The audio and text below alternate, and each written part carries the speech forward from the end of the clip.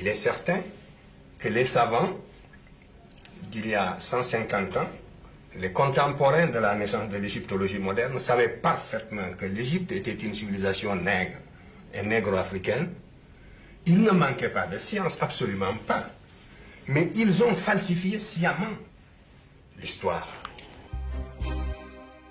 Cheikh Anta Diop naît en 1923 dans le village de Tchétou, au Sénégal. Très tôt, il est envoyé chez un maître coranique, puis à l'école française. Le jeune Cheikh Anta est alors profondément marqué par la vision de l'Afrique qui y est enseignée. En 1946, Cheikh Anta Diop part poursuivre ses études en France, à la Sorbonne.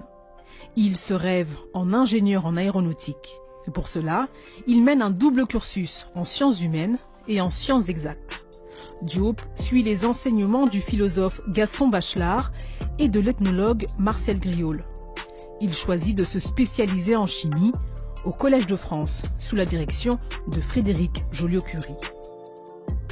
À Paris, Diop fréquente les milieux intellectuels qui militent pour l'indépendance des pays africains.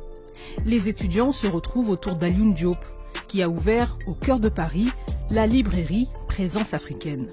Parmi eux, Aimé Césaire ou encore Léopold Sédar Senghor. Cheikh Anta Diop rédige une thèse à la Sorbonne, mais à cause du caractère explosif de son contenu, aucun jury n'est formé. Diop y défend l'idée que la civilisation égyptienne était une civilisation profondément africaine.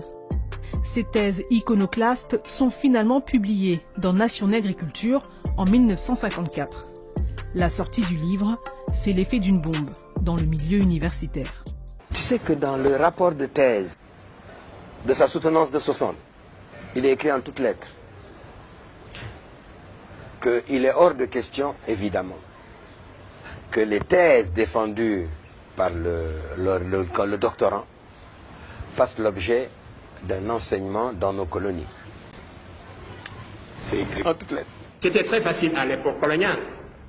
Pour les théoriciens de salon du colonialisme de l'époque, les ethnologues que je ne veux pas citer, ça leur était très facile de tourner en dérision cette littérature naissante devant des jeunes esprits en formation. L'inconsistance de la formation intellectuelle des générations africaines de l'époque ne permettait pas d'avoir une vue claire là-dessus, et c'était très facile de prendre les Africains de court et de les détourner de cette littérature, de les court-circuiter en quelque sorte, avec des menaces, n'est-ce pas, à peine voilées aussi.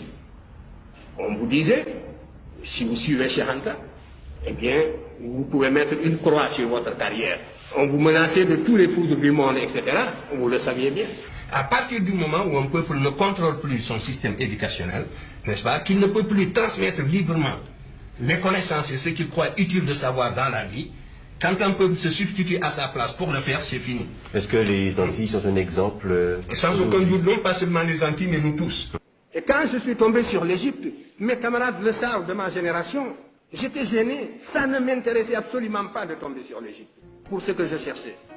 Si le fil conducteur, c'est la continuité, c'est la restauration de la conscience historique qui m'intéressait. C'est cette conscience historique qui est le ciment, qui réunit les individus d'un peuple, qui fait qu'un peuple n'est pas une population, un agrégat d'individus sans lien. C'est ce sentiment historique seulement que je voulais restituer, restaurer. À partir de 130 000 ans, les Noirs étaient déjà là comme vous et moi. Et il n'y avait que eux sur la terre. Il n'y avait pas d'autres races, ça il faut le savoir.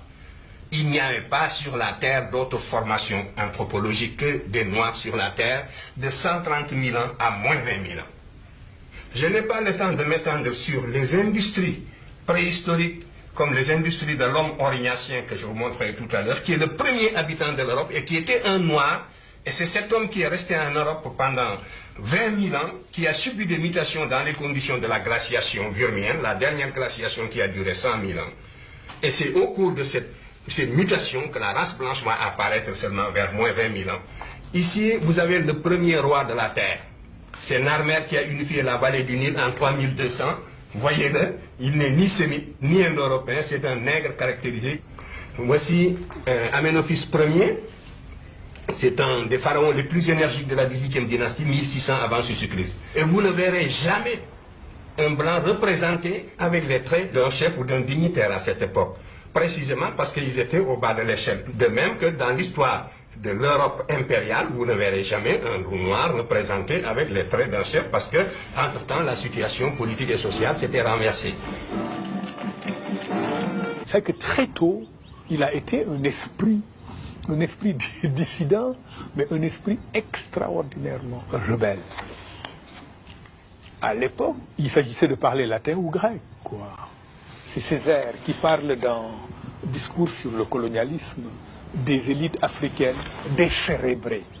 Ces gens, on leur avait enlevé littéralement le cerveau, mais cher, son cerveau est resté intact du premier au dernier jour. Ce n'est qu'à la libération de Mamadou Dia et de ses compagnons que Cheikh Anta Diop a entrepris les démarches nécessaires pour la création d'un nouveau rassemblement qui va donner en 1976 le Rassemblement national démocratique. Le président Senghor lui a refusé le récépissé de reconnaissance jusqu'à son départ le 1er janvier 1981.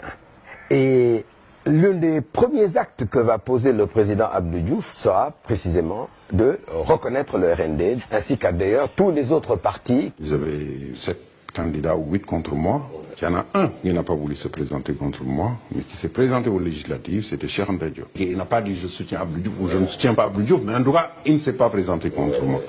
Cheikh Anta Diop, Senghor, ce sont les deux visages du Sénégal. Et Cheikh Anta Diop a été une espèce de contre-pouvoir à lui tout seul, en pesant sur la conscience de Senghor. Cheikh Anta Diop le dérangeait certainement plus que les formations politiques marxistes. Mais cela dit, mieux vaut un président qui bataille, même de manière ambiguë sur le terrain linguistique, qu'un président qui fusille ses opposants et les met en prison, quoi, voilà. Après avoir créé un laboratoire de radiocarbone, Diop devient en 1980, après le départ du président Senghor, professeur d'histoire ancienne à l'université de Dakar. Il y enseignera jusqu'à sa mort le 7 février 1986 à 63 ans. Si réellement l'égalité intellectuelle est tangible, l'Afrique devrait, sur des thèmes controversés, être capable d'accéder à la vérité par sa propre investigation intellectuelle, se maintenir à cette vérité jusqu'à ce que l'humanité sache que l'Afrique ne sera plus frustrée, que les idéologues perdront leur temps parce qu'ils ont rencontré des intelligences égales qui peuvent leur tenir tête sur le plan de la recherche de la vérité. Mais vous êtes persuadés que pour qu'une vérité soit valable et objective, il faut qu'elle sonne blanche. Mais ça, c'est un repli de notre âme qui doit disparaître.